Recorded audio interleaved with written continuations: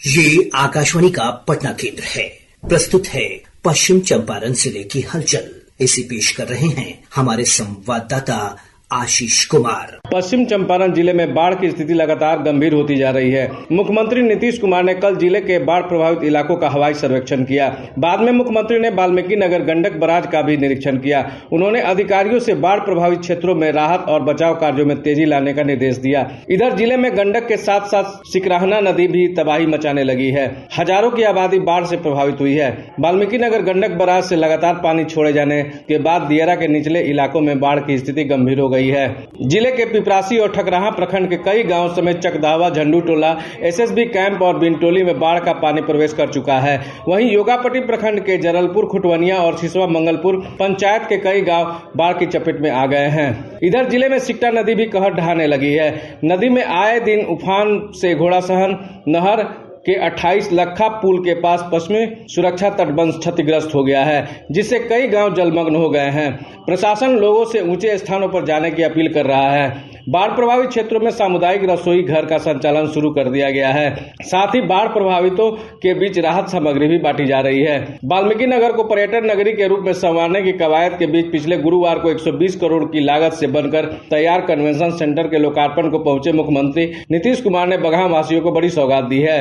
उन्होंने आश्वस्त किया है कि अगले 10 महीनों में बगहा वासियों के करीब 29 साल का इंतजार समाप्त होगा और बगहा को राजस्व जिले का दर्जा मिल जाएगा। वाल्मीकि नगर विधायक धीरेन्द्र प्रताप सिंह उर्फ रिंकू सिंह ने कहा कि जनप्रतिनिधियों और कार्यकर्ताओं के साथ एयरपोर्ट पर मुख्यमंत्री ने यह घोषणा की है। उन्होंने बताया कि इसे लेकर विभागीय तैयारी शुरू करने का आदेश मुख्यमंत्री ने संबंधित अधिकारियों को दिया है। जिले में घड़ियालों के इस संरक्षण को लेकर वन विभाग और wild life trust of India की 14 साल की कोशिशें अब रंग लाती दिख रही है। बगहा के वाल्मीकि नगर टाइगर रिजर्व से होकर बहती गंडक नदी में मानसून से पहले 164 घड़ियाल छोड़े जाने के बाद नदी की खूबसूरती में 4 चंद लग गए हैं। इसके साथ ही गंडक नदी में अब घड़ियालों की संख्या करीब 600 पहुंच गई है।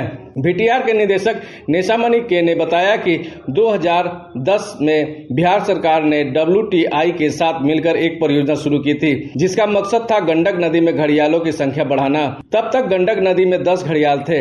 करीब 4 साल के बाद करीब 30 घड़ियालों को गंडक नदी में छोड़ा गया। इसके बाद स्थानीय लोगों की मदद से घड़ियालों के घोंसलों की निगरानी की गई। इसके बाद गंडक नदी में घड़ियालों की संख्या लगातार बढ़ती गई है।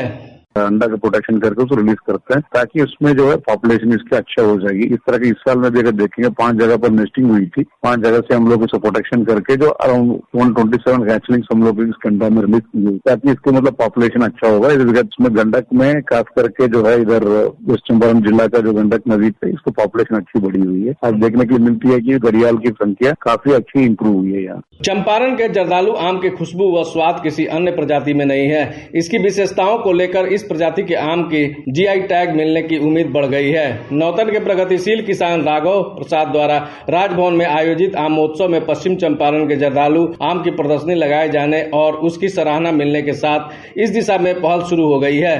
नेताओं और शीर्ष पदाधिकारियों की सराहना के बाद किसान राघव शरण प्रसाद ने जर्दालू आम को GI टैग दिलाने की मांग की है। मुख्यमंत्री सम्राट चौधरी विजय सिन्हा, कृषि सचिव संजय अग्रवाल, कृषि मंत्री मंगल पांडे और राज्यपाल के सचिव ने इस दिशा में पहल करने की बात कही।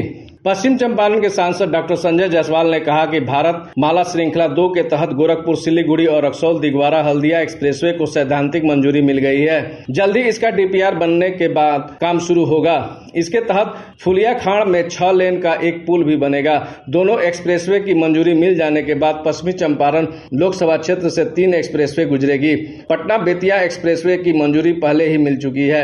एक्सप्रेसवे बन जाने के बाद बेतिया से गोरखपुर की दूरी महज 1.5 घंटा में तय की जा सकेगी।